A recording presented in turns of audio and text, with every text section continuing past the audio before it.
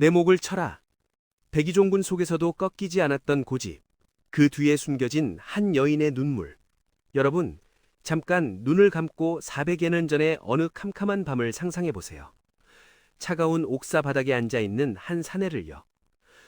조선의 바다를 지켰던 영웅 이순신이 적군이 아닌 아군에 의해 죽음 직전까지 몰렸던 그 비극적인 순간 말입니다. 선조의 지독한 시기와 질투로 고문을 당해 온몸이 만신창이가 된 상태에서도 그는 비굴하게 목숨을 구걸하지 않았습니다. 오히려 내 죽음으로 이 나라를 지킬 수 있다면 그것으로 족하다며 담담히 죽음을 기다렸죠. 그런데 여러분, 이 서슬퍼런 영웅의 가슴 속에도 평생을 품어온 한 여인이 있었다는 사실 혹시 알고 계셨나요? 전쟁터의 포화 속에서도 그가 붓을 들어 적었던 일기 구석에는 차마 겉으로 내뱉지 못한 절절한 그리움과 인간적인 고뇌가 서려 있었습니다.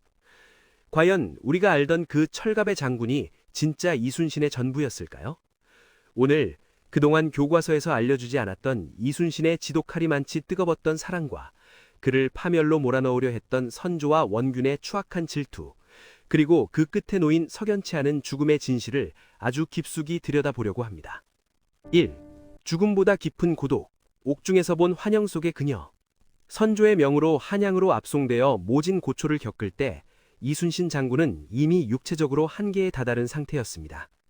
요즘으로 치면 국가정보기관에 끌려가 온갖 고문을 당하며 간첩 누명을 쓴 꼴인데 그 억울함이 얼마나 컸겠습니까? 하지만 이순신을 가장 힘들게 했던 건 육신의 고통이 아니었습니다. 바로 나를 믿어주지 않는 세상에 대한 처절한 배신감이었죠. 그때 그의 머릿속을 스쳐 지나간 건 승전보가 아니라 전남 여수 본가에서 등잔불을 켜고 기다릴 아내 방씨 부인의 얼굴이었습니다. 여러분, 전쟁 영웅이라고 해서 왜 두려움이 없었겠어요? 다만 그 두려움을 사랑하는 사람들을 지켜야 한다는 책임감으로 덮었을 뿐이죠.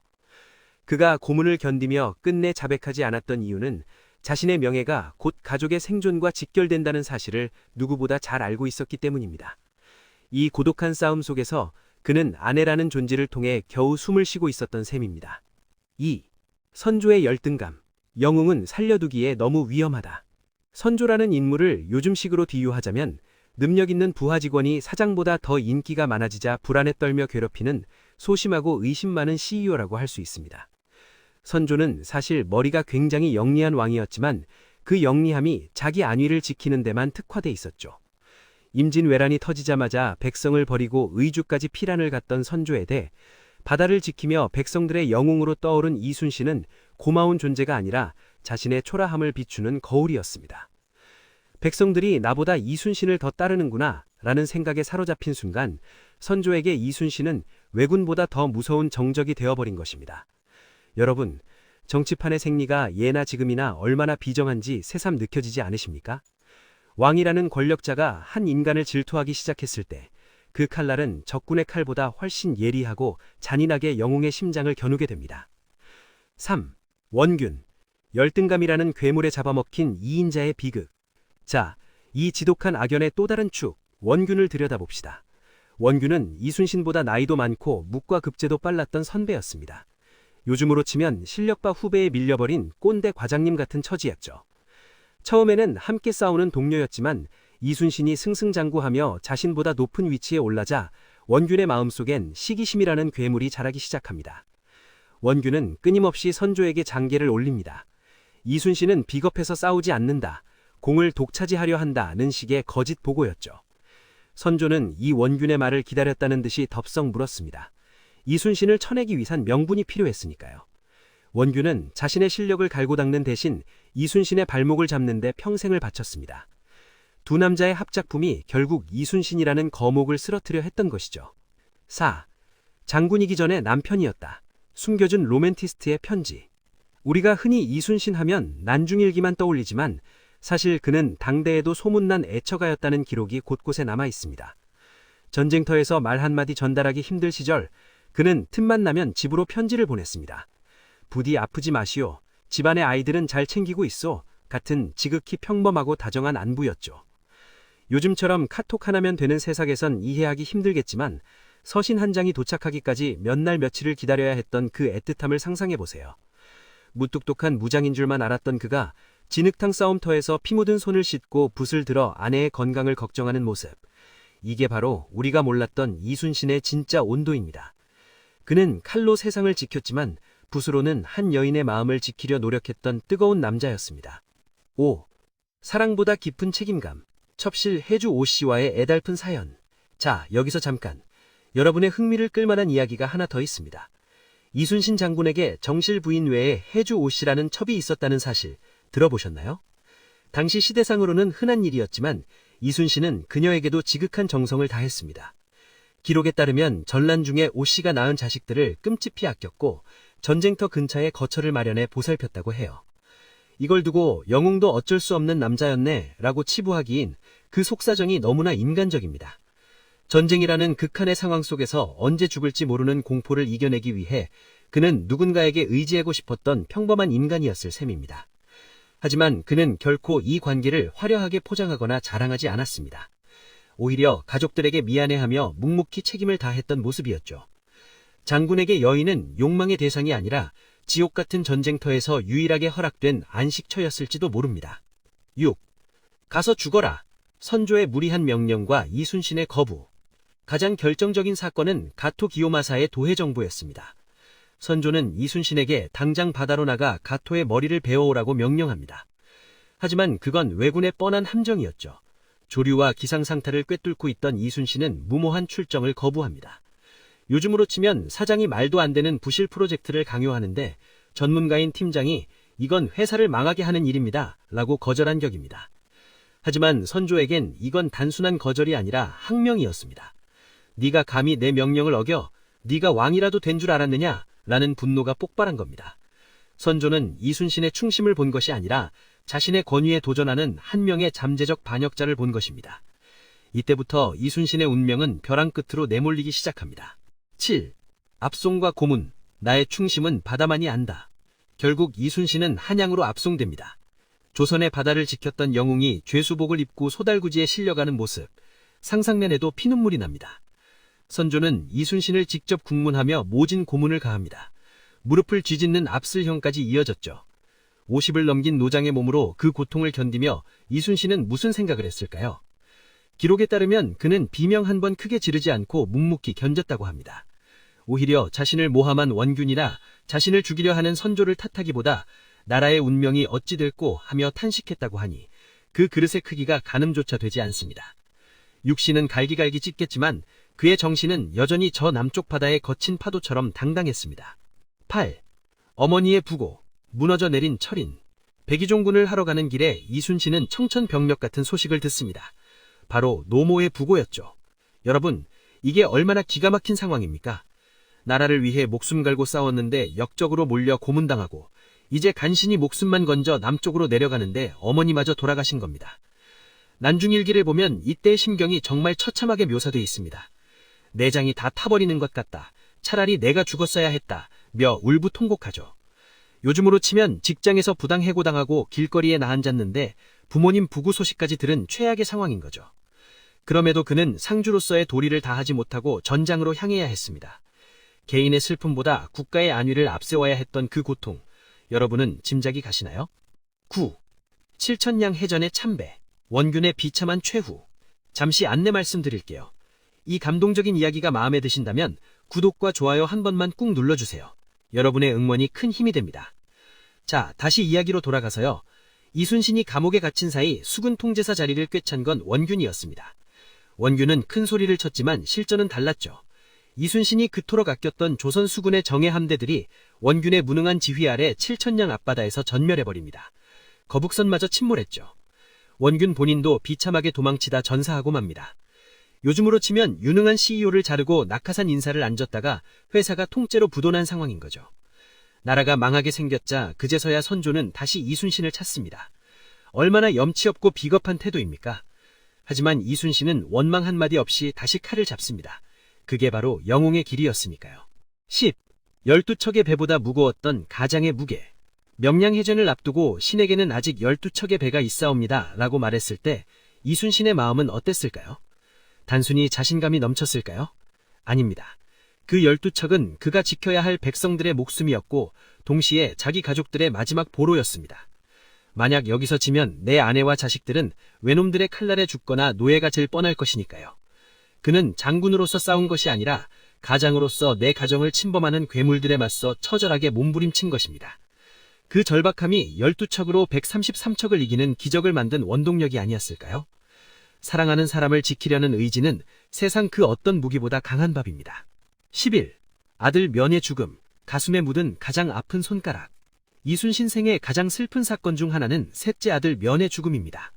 왜군이 이순신에게 복수하기 위해 그의 고향집을 습격했는데 아들 면이 아버지를 대신해 용맹하게 싸우다 전사했거든요. 이 소식을 들은 이순신의 일기는 피눈물로 가득합니다. 내가 죽고 네가 살아야 하는데 하늘은 어찌 이리 무심한가 며 울부통곡하죠. 영웅이기 전에 아버지였던 사내의 통곡입니다. 그는 아들의 죽음을 슬퍼할 겨를도 없이 다시 전선으로 나가야 했습니다. 자식을 가슴에 묻고 바다로 나가는 그 뒷모습이 얼마나 고독했을지 상상만 해도 가슴이 아려옵니다. 그는 나라를 구하기 위해 자식의 목숨까지 제물로 바친 셈이 되었습니다. 12번째, 의문의 죽음, 노량해전의 미스터리. 이제 가장 충격적이고도 슬픈 죽음에 대한 이야기를 해보려 합니다. 1598년 11월 19일, 노량해전. 이순신 장군은 도망가는 왜군을 끝까지 추격합니다. 그런데 여기서 이상한 점이 발견됩니다. 평소 장군은 철저하게 자신을 보호하며 지휘하는 스타일이었습니다. 그런데 그날따라 방패도 치우고 가장 잘 보이는 곳에서 독전고를 직접 두드리며 자신을 노출했습니다. 마치 나를 쏴라고 말하는 듯이 말이죠. 결국 날아온 탄환에 가슴을 관통당합니다. 역사학자들 사이에서는 이순신의 죽음을 두고 은둔형 자살설 혹은 의도적 노출설이 끊임없이 제기됩니다. 왜 그랬을까요? 13번째, 나의 죽음을 알리지 마라. 자살설인가 타살설인가? 장군은 알고 있었던 겁니다. 전쟁이 승리로 끝나고 나면 선조가 자신을 절대로 가만두지 않을 것이라는 사실을요. 살아남아 역적으로 몰려 가문의 멸족을 보느니 차라리 전장에서 영웅으로 죽겠다는 처절한 선택이었다는 해석입니다. 요즘으로 치면 회사를 살려놓으니 토사구팽 당할 걸 알고 명예로운 퇴진을 선택한 셈인데 그 방식이 목숨이었다니 얼마나 비극적입니까? 이순신에게 죽음은 패배가 아니라 선조라는 폭군으로부터 자신과 가족의 명예를 지키기 위한 최후의 탈출구였을지도 모릅니다. 그의 마지막 유언은 군사들뿐만 아니라 자신을 죽이려 했던 권력자들에게 던지는 마지막 침묵의 항거였습니다. 14번째, 현대적 관점에서 본 이순신의 생활력과 CEO 리더십. 여러분, 이순신 장군이 의외로 살림꾼이었다는 사실 아시나요? 전쟁 중에는 조정에서 보급이 거의 끊겼습니다. 그래서 그는 직접 둔전을 일구어 농사를 짓고 소금을 구워 팔아 군자금을 마련했습니다.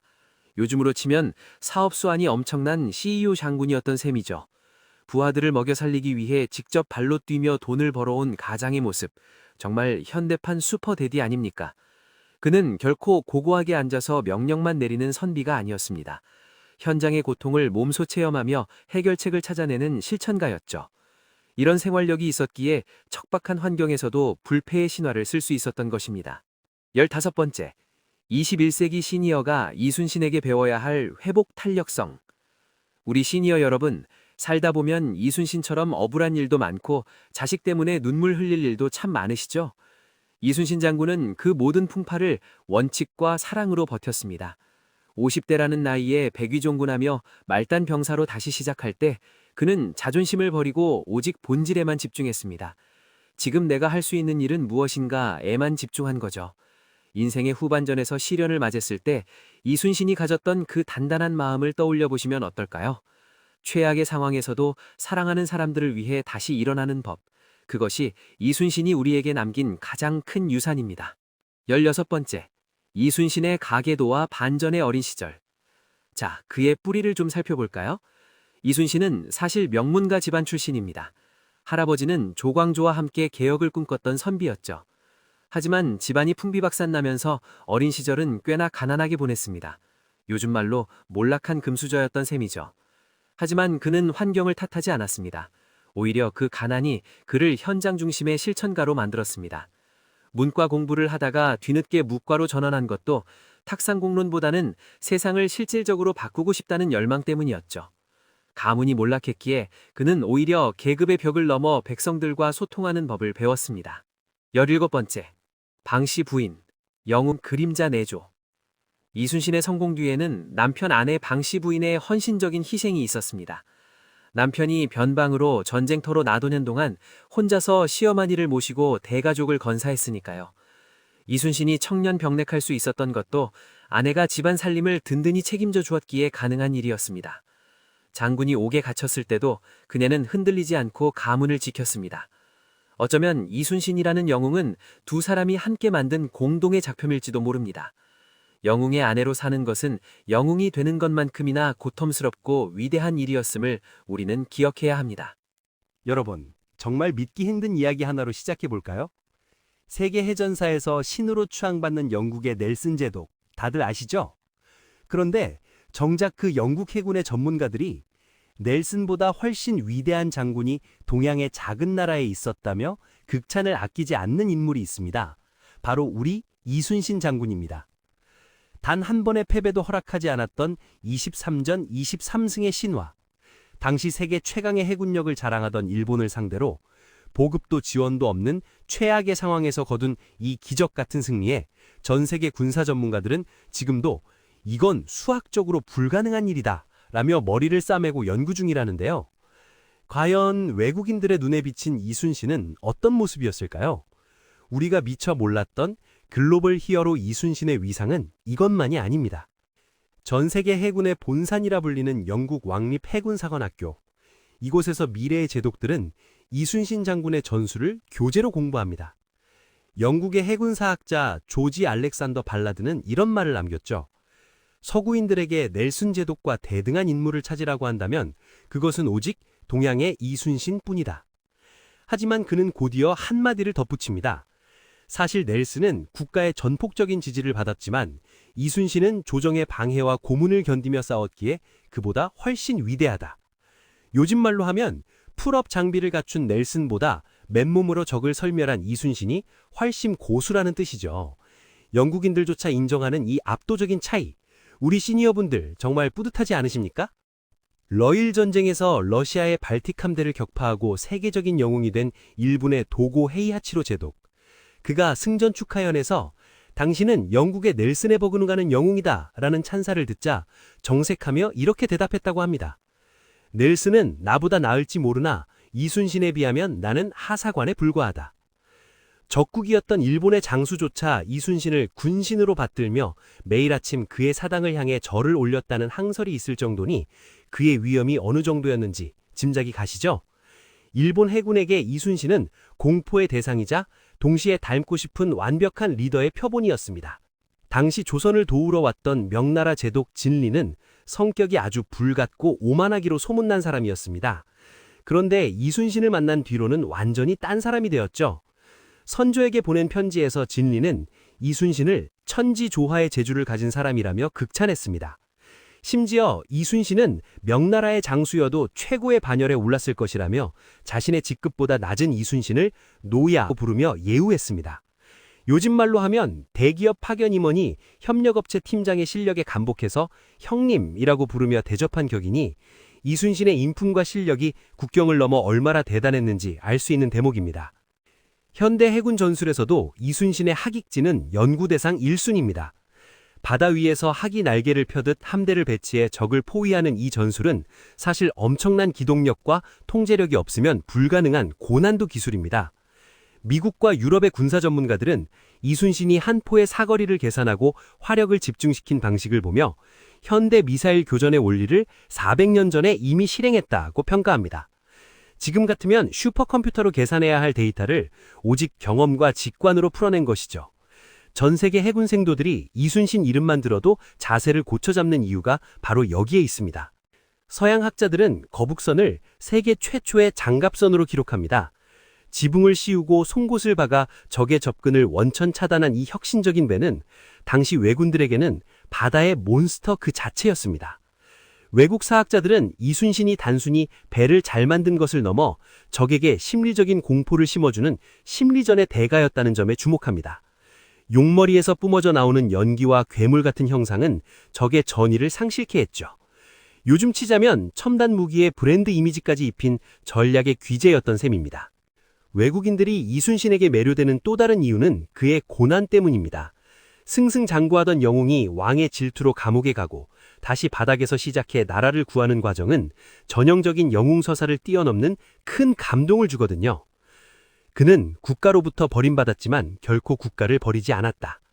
이 한 문장이 이순신을 세계적인 성인의 반열에 올렸습니다. 단순히 싸움 잘하는 군인이 아니라 불의에 굴복하지 않고 묵묵히 자기 길을 간 철학이 있는 지도자로서 전 세계의 존경을 받는 것입니다. 이제 이순신은 한국만의 장군이 아닙니다. 하버드 경영학돈 등 전 세계 유수의 비즈니스 스쿨에서도 이순신의 리더십을 강의합니다. 보급도 없는 최악의 조건에서 최고의 성과를 내는 법, 팀원들의 마음을 하나로 묶는 진심 어린 소통법 등 그가 400년 전에 보여준 행동들은 오늘날 경영자들에게도 큰 울림을 줍니다.